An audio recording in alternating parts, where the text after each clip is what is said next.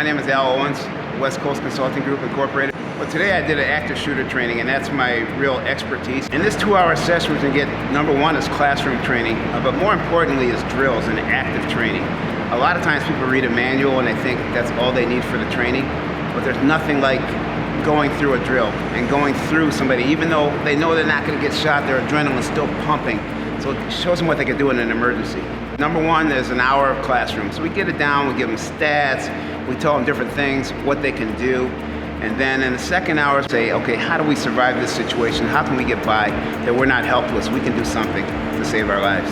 The first thing I want to teach them is how to stop a bleed. Because a lot of times they think the first responder, well, the first responder is actually you. And you can save a life even without having paramedic training. And today we showed how to put a tourniquet on, how to cinch it down, make it nice and tight to stop the bleed. And it's easier than people think, because today we had 2 kids get up who had never put on tourniquets before, and they did it perfectly. Second half, where we come out with our CO2 gun, and no projectiles are shot through us, so it's safe. I gotta tell you, these guns can't harm you. But it does get the adrenaline pumping, and if they paid attention, they get to the exits of where they're supposed to. Sometimes, unfortunately, with active shooters, they're from within. Now you don't have a chance to run and escape, you have to do something. So by throwing something, at least makes him have to turn his head. It gives us a chance, if we have to attack, that we can attack. The biggest thing with disarming is we never want anybody to take on a gun unless they have to. The last thing you want to do is just have somebody point a gun and just shoot you without you doing anything. We teach them to get that barrel away from them, and then swarm techniques to take this person down to the ground and hopefully get that gun away from them. I got this one. Now we're gonna pull straight forward. Pull forward, pull forward, take it down, forward. After we do a drill, we come back and we debrief it. And explain to them, okay, this could have gone a little bit better this way, but you did well here.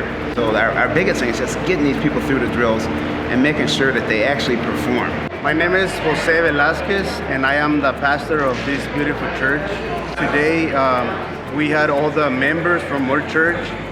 Most of the members were here, the families. It was 2 hours, very productive 2 hours. We learned a lot. I call it, they give us some very important tools to survive or to save someone's life.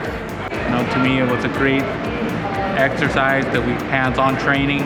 This is real, it's happening, and we need to be ready for that. And churches are getting attacked, malls are getting attacked. And we need to be prepared if we can, in a way that's safe and reasonable, and still enjoy being at church. I think what other churches really need to know is they need to do the training. Not only churches, businesses as well. A lot of times they just say, well, we got it in the manual. Well, the manual's not enough. If you do not conduct drills, people are going to freeze when the situation happens. If you conduct drills, you are going to save lives.